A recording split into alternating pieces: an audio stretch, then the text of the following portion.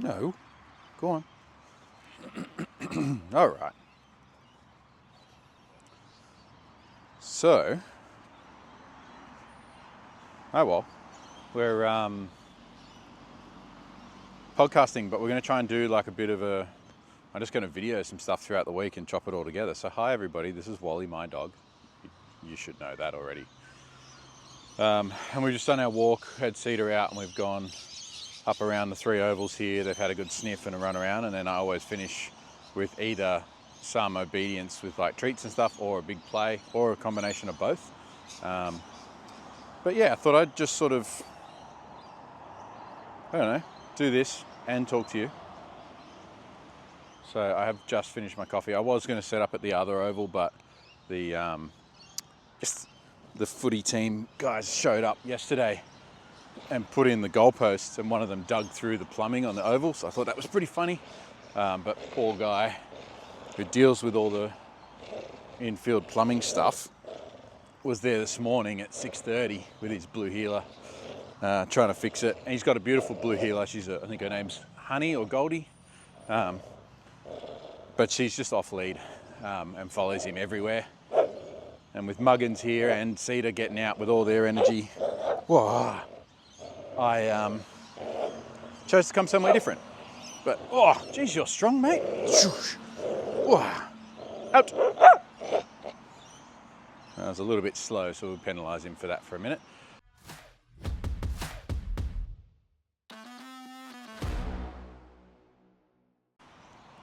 But yeah, yesterday was Monday. Spent the day on the computer. I did know I'm definitely getting old because I went to the gym and I went to like rub my face early in the morning. And I was giggling with my mate when I told him I did this, but I like shook my head when I was rubbing my head and my face and like twinged my neck. So I went to the gym and I was like, I feel like 100 years old. And then he was telling me a funny story about how he leant over and sneezed the other day and like hurt his back. And we just giggle about turning old, but still sort of a bit stiff in the shoulder and neck, believe it or not.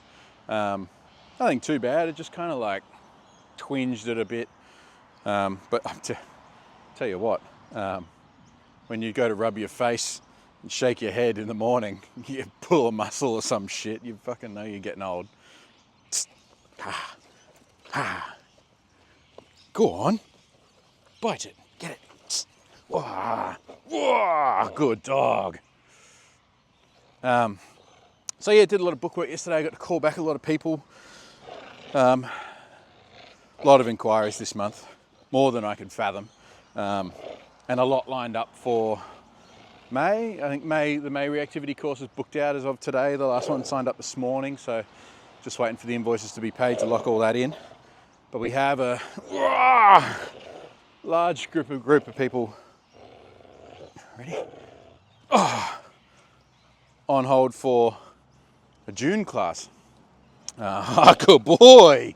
Now everybody knows I've been working on that, right? Like I've done a few videos on it. Wally likes to parade around and not necessarily bring the toy back, so that was really good.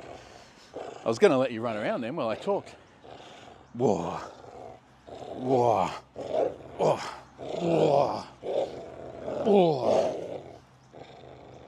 I'll wait for him to pull here and let go.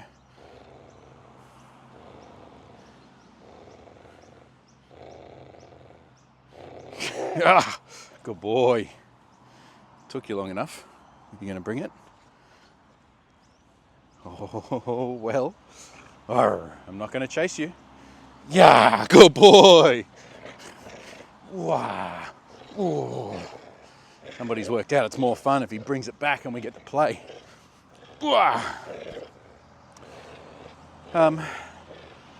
So yeah, lots of puppies. I got super special one next week. I'm going up to Newcastle and working with a reactivity client up there. I've obviously got a couple of mates who are trainers in Newcastle, and just got a client they've referred out to me, which is great. So I get to shoot up, see my mates, train a dog, and I'm going to try and film. Actually trying to break into YouTube a bit, so I'm going to try and film it. Oh, go on. Oh, so I'm going to film it sort of start to finish, like a bit like a vlog sort of thing. It's just hard to get the camera set up. Like, I'm by myself. I've obviously got you guys on a tripod, which works. But when I'm actually going to be training the client, I kind of going to want somebody there filming all that sort of stuff. So we'll see how that goes. But I'm going to try. There might be a lot of handheld stuff in that one. But that's going to be really cool. And it's only 3 days, so I'm really interested to see if the training sticks, the client can move with it, and I can get the job done. But I'm doing Friday night sort of catch up with them, and then Saturday morning, Saturday afternoon, Sunday morning, Sunday midday, and I'll drive back Sunday afternoon.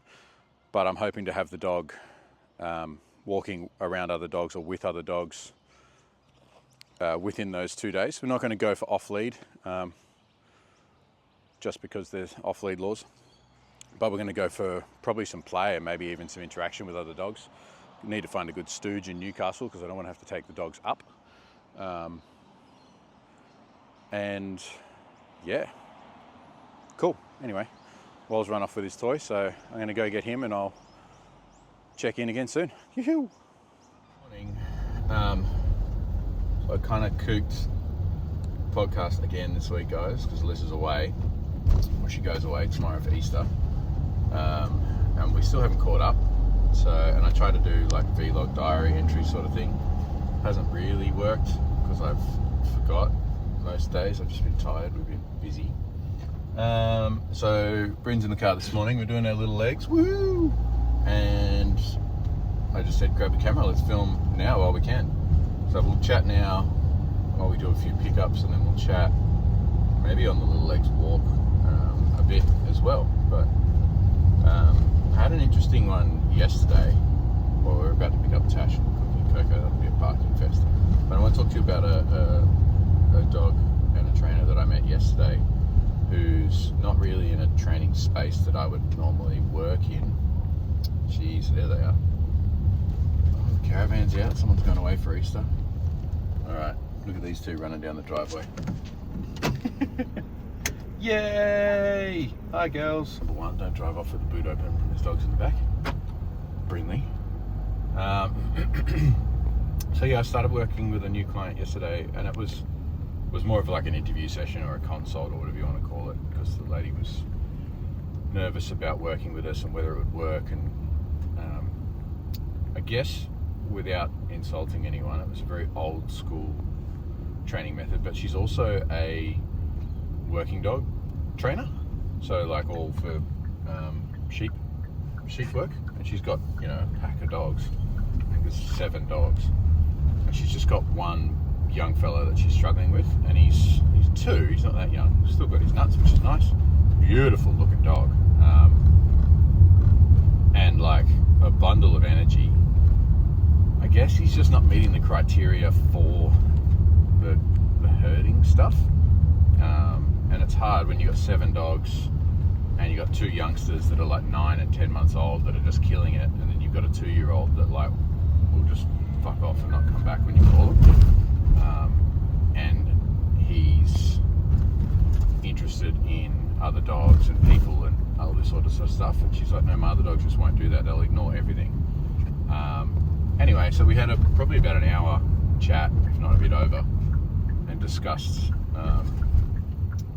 different training methods, how she showed me what he could do, which was like very impressive. This, like, other than not having good recall and like being able to ignore dogs or walk on a lead and stuff like that, but the dog had like an amazing down and full off switch where she would say off and he would like lay his head on the ground and not move.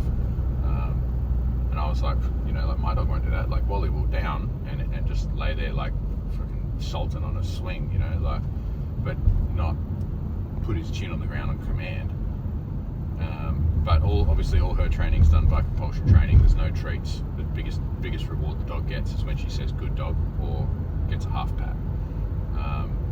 It's just a different dog training world, really. So I enjoyed the chat and then had to really think, like, can I help this lady? And I was on the fence of saying, I don't think I can help you. But I was interested to chat with her anyway and learn about the dog and the way she does things and stuff like that. But we ended up coming to the conclusion of I explained how I would train a recall. She understood that. She understood the methodology and the technique, and was like, yeah, that's what I need. And then I explained to her that then it would be a process of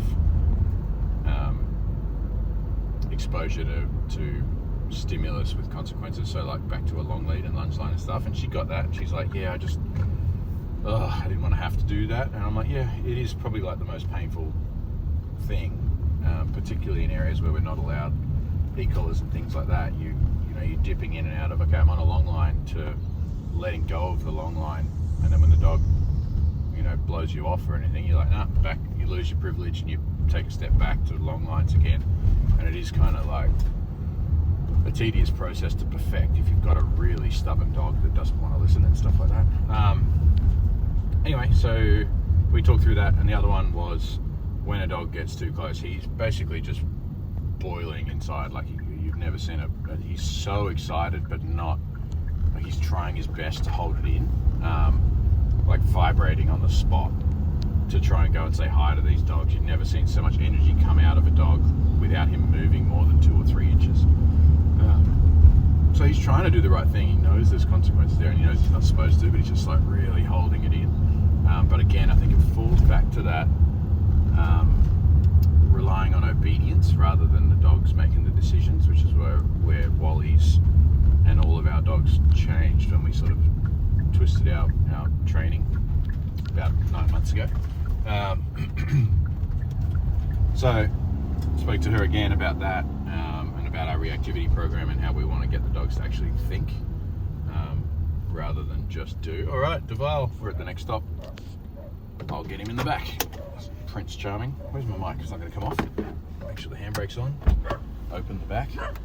Oh, what are you barking at? Hi, buddy. Come on. Had a brain fart after my pack walk this morning. Dropped all the dogs back, and then Scotchy was still in the van. But I'm going back up towards Scotchy's house after this. I'm just going to grab a quick coffee and then get on with the day. Come on, little man. Just joys of being a dog trainer. Forgetting dogs. Hopeless. No, it doesn't happen a lot. But I like this guy. He's like my dog. Right. Excuse the fucking... It's the weekend. It's Easter weekend. And happy Easter. Podcasting at the moment has obviously been hard, but we want to keep doing it. I do.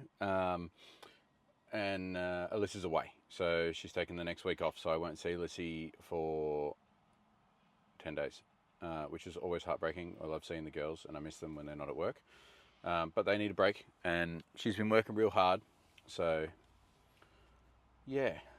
So I'm trying to do a bit of a vlog this week. I wasn't so successful in vlogging when I was at work, because I was working, and then when I wasn't working, I was on the phone all week. We've had a ridiculous number of inquiries. The May reactivity group is full, or one spot left. I'm always pretty flexible on adding 1 or 2 extras to the group, but I don't like to have more than 10 just for time wise, and I don't like having more people in the group than me and Alyssa and Brinley can give attention to in the classes, which means I'm opening the books for June. So it's probably not a good place to advertise, because I don't think that you guys that are watching the podcast are probably already our clients, or you're already working with us. Anyway, you guys can celebrate. I'm happy the May group's done. I just re-listened to a couple of testimonials from last month's group, and I'm stoked. We're taking it easy in April. I have some business goals I'm working towards for myself, just business-wise, I guess, to keep busy, but I'm also looking forward to having weekends off. Got a heap of puppies we've got to catch up on, so if you guys are listening to the podcast and you're not booked in the next 2 weeks or so, shoot me a message. Let's get booked in. I've got some open slots, Monday to Friday. Let's crank it. And then I may look at doing a cooking episode soon, because Alyssa's away next week, so let's get someone over for a cooking one, I think. It'd be fun. I don't know if you guys have seen my personal page where I do cooking with mates, but we'll get somebody who's got something to do with animals or has an animal, and we'll cook something. That'll be fun. I am meeting one client today. I've got a bit of a sad story. Client got a dog off a breeder, and I'm actually starting to see a bit of a trend now, like dogs that are coming from breeders who are like the stud or breeding dogs have very little exposure to the world and to people. They're just kind of kept with their 6 dogs or whatever at the house, and they have very little obedience or any training at all. And you know, people sort of say, oh, we've rescued them from a breeder or anything like that, but I know the breeders sell them. But this is probably the 3rd or 4th one I've seen come out from a breeder who was a breeding dog, and has got some pretty crazy issues. And unfortunately, this one's just a bad fit for the family. Really lovely guy who's going to be here in a minute, and really lovely dog too. Like, so, like I can cuddle him and whatnot. He won't play. I think the breeder used to do a bit of showing as well, so he's quite like trotty. He doesn't like to sit. He likes to stand up quite tall. Beautiful dog, but not good with other dogs, not good with children. And these guys are a retired couple with grandkids and stuff like that. And they're just like, they really like the dog. And even if they were to put in the time and the effort and all that sort of stuff, you know, we can't guarantee that unsupervised they're going to be okay with children and or other dogs in a short period of time. Like, our reactivity program's really good. I could get this dog walking with a group of dogs within probably 4 sessions, I reckon. The handler gentleman needs a bit of work on his end. So maybe that would be why it's slower than just 1 or 2 sessions. But the dog's got quite a lot of reactivity. And it's not just play or leash reactivity. Like, he's a little bit on the aggressive side. And these guys just don't have the skill set or the lifestyle to sort of take the dog in. And the dogs come from interstate, which really makes it hard, because they can't just go back to the breeder and be like, hey, you know, it's not right, or the dog's not good for us. Can we do something about it? But yeah, it's a tough one. So we're going to do what we can with the dog now, and I think the dog's going to end up finding a new home with somebody who's got the time and doesn't have children, and can give him a good shot at life. But these guys have got grandkids and grandkids and grandkids they want to go and see and travel and move around, and it's just not. I've just said to them, like, hey guys, like, I'll help you as much as I can, but I don't know that he's the right dog for you. The gentleman's quite upset. The wife wants to destroy the animal because he snapped at a grandchild. Didn't get them, but obviously very traumatic. I believe every dog has a good home. It's just finding it and getting them there. And with time, he'll definitely get better. But the amount of time and the amount of attention that the dog needs, I don't think these guys have to put into it. The gentleman's been really good. He's been working hard, really, really hard this week, every day out with the dog. Like, he loves the dog and he wants the best for him. But I think with grandkids coming and going and running around in the yard and all that sort of stuff, it's just not suitable environment. I think he's come to terms with that, but he's going to do his best to try and find the dog a good home. And we're trying to help. We've been in touch with all the rescues and stuff like that, but a lot of the rescues don't take on many or any dogs with reactivity. Not the ones that I've been working with anyway. I don't know if there's any out there that do. So that's kind of the emotional track that I've had this week. We're obviously all dealing with the petrol prices and that sort of stuff. I've tried to just not acknowledge it, but at the same time, I ran the numbers on it with the business, and I'm spending quite a bit on fuel. And this van is getting to the point where the depreciation, the business, it's all finances. I don't know if you guys are interested in this stuff, but like, I write the van off on the business and depreciate the value and the lease and the GST and petrol and all that sort of stuff. I run through the business, right? And if anybody's done that before, you know that you don't keep the car forever. You get out once it's lost its tax deductible equity, I think is the right way to say it as such. And it's in a good point. It's got good medium sort of miles on it. K's, not miles, we're not in the States. It's got good mileage, kilometers, miles, K's, what am I supposed to say? It's low Ks. So, and it's clean, and it's still under factory warranty. So even though it's not really a good selling market, I still get quite a good value for it. And I stumbled across an electric van. Just pause while everybody laughs at me. If you know me, I'm a big hot rod guy. Before I got into the dog training stuff, when I went broke, I lost all my hot rods and trucks and cool cars and toys and all that sort of stuff. So I've always wanted to get another one. So no, I did not buy another hot rod. I did not buy another V8. I bought an electric van, or I'm trying to anyway. The paperwork was supposed to go through today, but obviously the Easter weekend, they're not working. So it'll be Tuesday. I'll chase that up and put on my pretty skirt and get in an electric van and hopefully be buzzing around in a new van. I got a really good deal. I got really good trade in on this, and I got the new one at a really good rate. It ends up, sorry, I'm blocking the mic. It ends up costing me the same.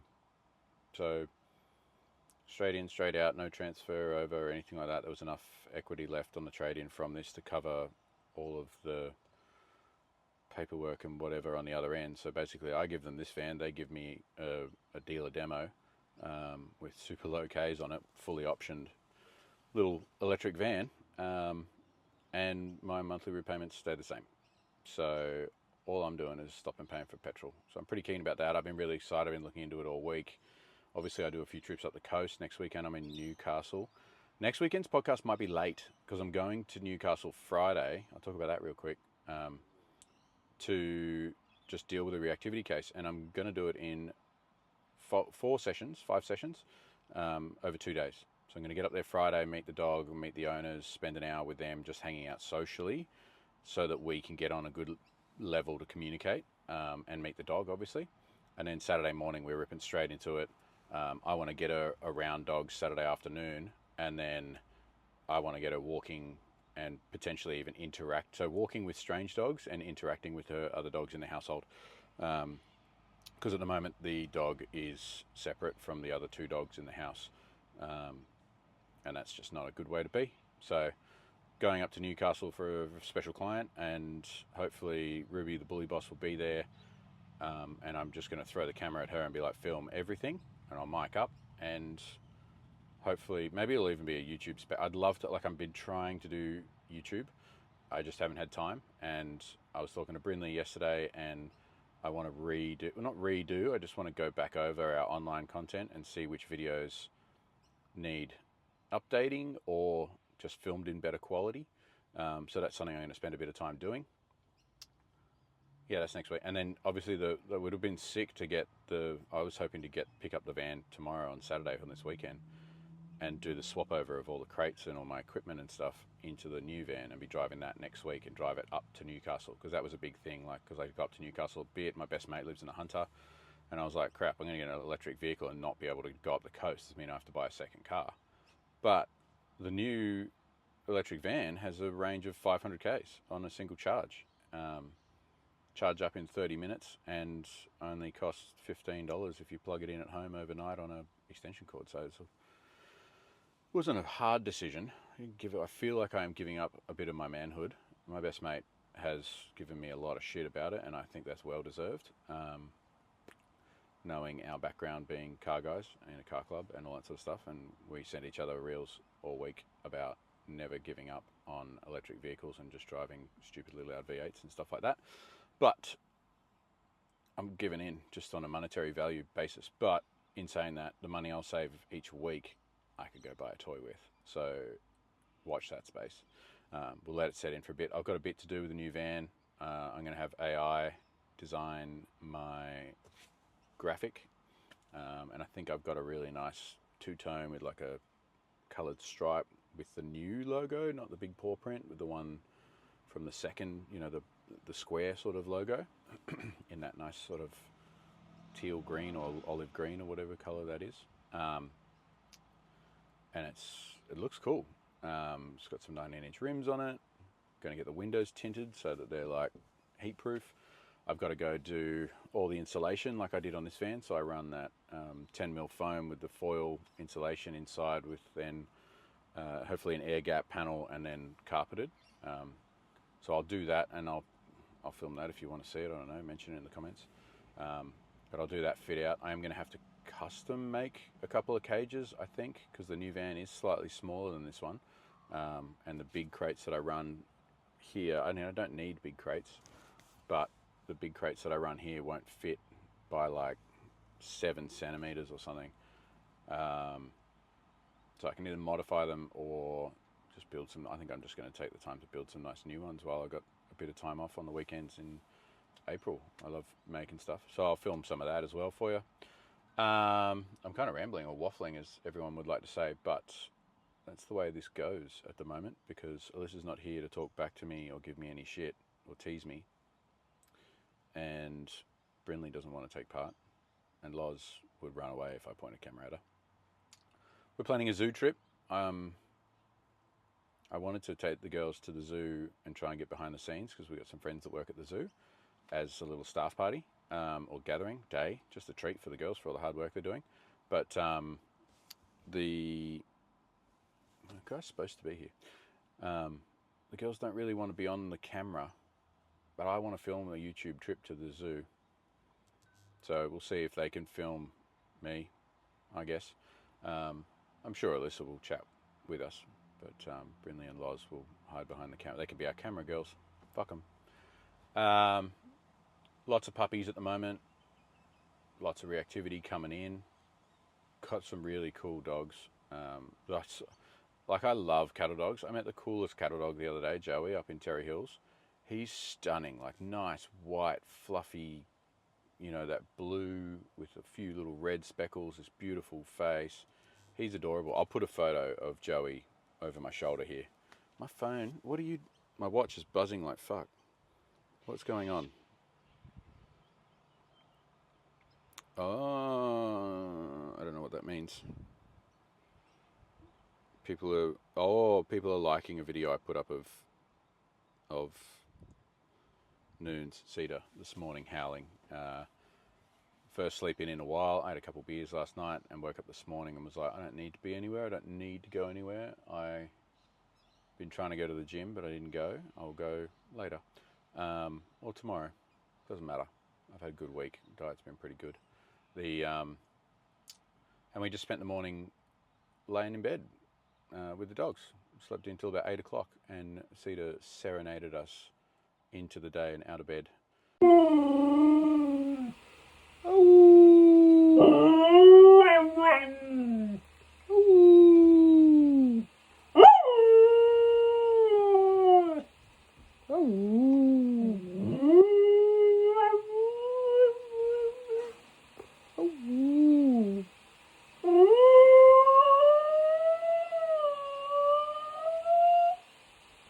We've been down the park. They are with me in the car at the moment, just chilling. They have had a run already, but we're waiting for this client to come, and they're going to be distractions. So we'll see how that goes while he struggles when dogs bark at him.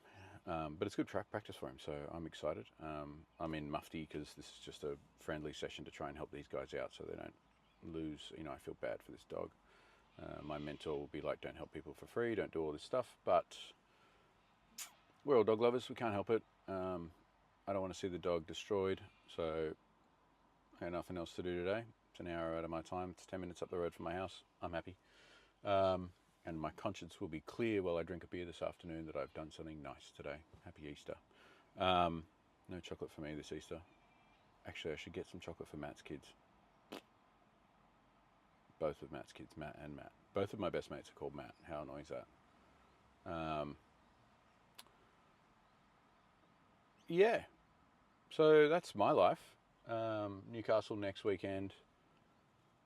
Pretty quiet week next week. Alyssa's away. Brindley has taken most of the workload. A lot of people have cut back, obviously, with spendings. So we've dropped a few walking trains, but I'm not too fussed by that. The girls are a little bit upset because that's their main cheese. But, you know, I'm concentrating on the, I guess you would say, bigger ticket items or the reactivity courses and one-to-one training stuff. That's where I'm really enjoying training at the moment. I get the biggest results and the best paydays, I guess. And people can't just have walk and trains forever. Hey, there's my new client. All right, guys, let's wrap it up. I will try and do another one of these tomorrow and chop this podcast together however wishy-washy as it comes. I might even film a little bit of this and just see if we put it in. I don't know. Maybe I'll interview him. That's maybe a bit much. Anyway, see you in the next bit. All right. These up so it's not so noisy, but all right, one more quick entry for the potty, and I'll disclose now that next week it's going to be one or two things. I think I'm tossing up between or three things. Let's say I'm going to do this again, where I just try and film throughout the week. But I am going to Newcastle next weekend for that reactivity client. So if the footage is good and I get home in time and I can edit that to be an episode / YouTube episode, which I'm really hoping, then that might be next week's potty. Or I might do a cooking one if I can find somebody to come and eat food at my house who wants me to teach them how to cook something and talk something about dogs. Where the fuck am I going? Anybody else one of those people who, like, once you start thinking about one thing, you just go on autopilot when you drive? So you're like chatting away to whoever's in the car. Like, I quite often give people lifts and I'll be chatting away and they're like, where are you going? I don't live here. And I'm like, oh, autopilot, just taking you home. And end up like 3 streets from where you're supposed to be. Anyway, so I've got a little bit of not a rant, but like a rant, but it's leading me into probably 2 quick topics that are quite relevant for dog training. So I've had a call this morning. Happy Easter Sunday, everybody, by the way, today. I'm on my way out to see some family and my cousin's birthday, which classic Shaun, completely unprepared for. Everyone in the family is bringing plates of food, except for me. I did ask what I should bring, and they sent me a list of like all the food that they've already got. Well, don't fall off microphone. And it sounded super extravagant. Like they have more food than we possibly need. And then I'm just completely unprepared, so I can't buy anything because everything's shut today, and I don't have time to cook anything because I'd already got plans and stuff this morning. I've just helped some people move boxes and things like that.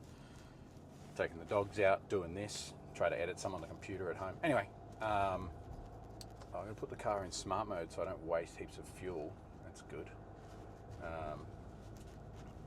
And hopefully a bit of progress on the new van front. I don't know whether I've mentioned that at all, but hopefully they didn't get the paperwork done before the long weekend, but hopefully they jump on it straight away Tuesday. I'm hoping to pick it up Wednesday or Thursday so I can, the stuff's not out in the rain, depending on what the weather's doing this week, and then I can drive the new van to Newcastle instead of paying for fuel prices. And that'll be a mad test as well of having a new car and just shooting on a 2-hour drive up the coast. And I'm really interested to see how an electric vehicle goes on the freeway, whether that costs more electricity or not. Anyway. All right, anyway, so I had a call this morning with a new inquiry. As I do always, I contact them and say like, hey, thanks so much for reaching out. I chat with them about their dog briefly, and I'm like, hey, like, when's a good time for a call? I'd love to talk to you about our program. Because the best way to obviously sell it is verbally, and I got to make sure they're a good fit. And I'll give you a heads up, this client was not a good fit. So started, and I always let clients vent and give me the emotional dump and download of what the problems are and what's been going on and this and that. And there was a lot involved, but basically it's a reactive dog. A lot of personal things and finances were going to be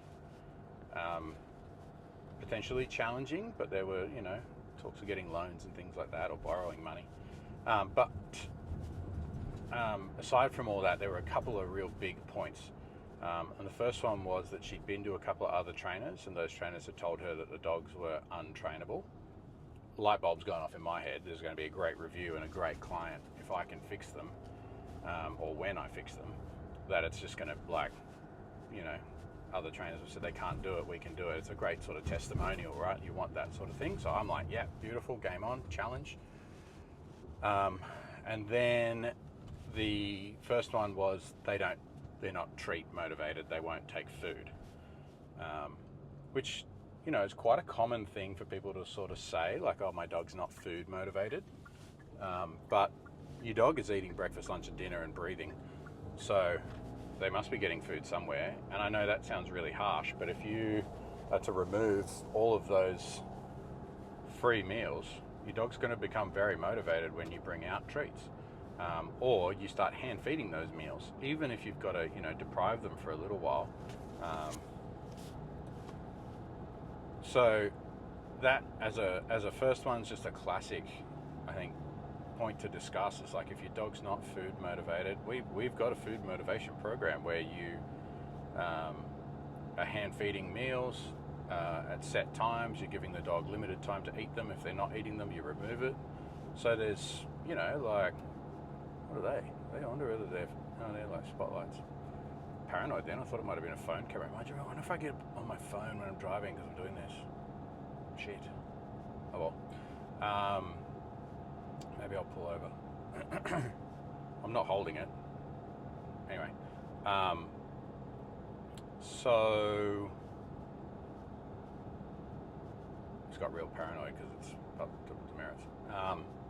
You know, food motivation shouldn't be a thing. Like, if your dog's living and breathing and eating food, then they are food motivated. It's just the fact that they have too much free access to it. And like anything, when you've got free access to stuff, then you're not, you know, switched on or motivated, or it's less desirable. And then the other one was that she didn't like, I shouldn't say she, the client didn't like online training or Zoom calls. And I was like, well, our program has both of those things because it gives you free access to more, and it gives you access to a trainer 24/7, which is highly beneficial, and we found to be very successful in our programs. And after we explained that, she very quickly hung up on me. But again, like, if a trainer offers you a fully online training program, then I guess you want to make sure you're getting the support. But there's so many things that are taught online these days. It's definitely a step forward. I personally believe it should be a mix of both. So like, you do some online, some in person, and use that resource of access to the people or communication or live chatbot or whatever they've got to the absolute maximum, because having free access to chat to a trainer 24/7 or put posts up about feedback about the training you're doing just keeps you accountable, but it keeps you on track. If you're only seeing your trainer every 2 weeks, you just, you know, can fall to the wayside. And then when you catch up with them, they'll be like, oh my God, you've wasted 2 weeks. And then in turn, you've wasted your money without you knowing. And it's going to cost you more. So yeah, online, good. With support, great. In person, also great. And the combination of both, definitely the best. That was it. It was just a very like, oh my God, food motivation, and the fact that your dog won't take treats, it's not going to stop your dog from learning. There's ways around that. And then if you're not willing to participate in the program, you know, the idea was they've requested that they just have somebody come on the walks with them and see the reactivity and fix it then and there. And I had to explain that you don't learn in the fight. You're going to practice in the training room and training before you get in the ring, and that, you know, like, you're going to have to do other things first before that, which, you know, her argument was that she doesn't know how to train dogs, she's not good at this stuff, and she needs somebody else to do it. But she also had references from people about board and trains and things in other areas, and price comparing and doing that sort of stuff. But it was a very quick conversation. No, it wasn't quick. It was 15 minutes out of my Sunday. But it was quickly ended when they hung up, and just left me with that, like, food motivation, I guess, is a good one. So if anybody out there listening is like, my dog's not taking treats out on the walk, I would be reassessing how much you're feeding your dog, when you're feeding your dog, and how you are feeding your dog, and take the concept of, it's pointless feeding a dog and then trying to offer them more food or carrots when you go on the walk, because they're not hungry. So of course they're not going to be interested. So use the time before the meal when the dog is hungry to do your training and feeding treats and things like that. And then don't be shy if you're working with any trainer or if you're working with us to absolutely abuse the online content. Watch it as many times as you need to. Ask as many questions as you need to.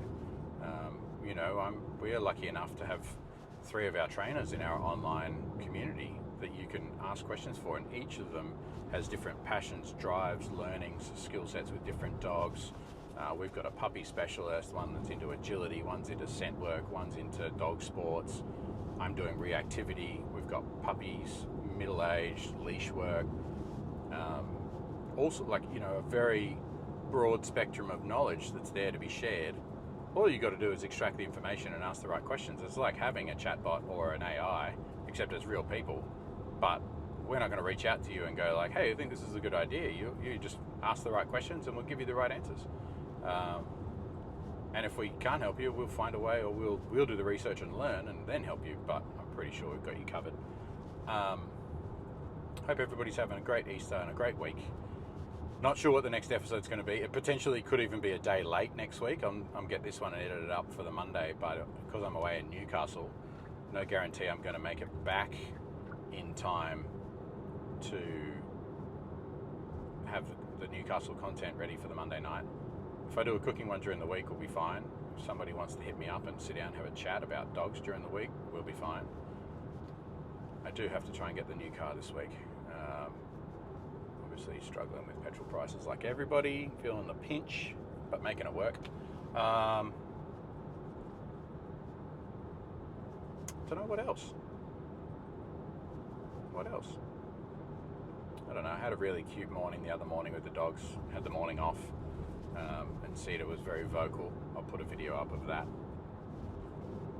And future-wise, haven't got... I don't know, I need some inspiration for some more channels. I'm trying to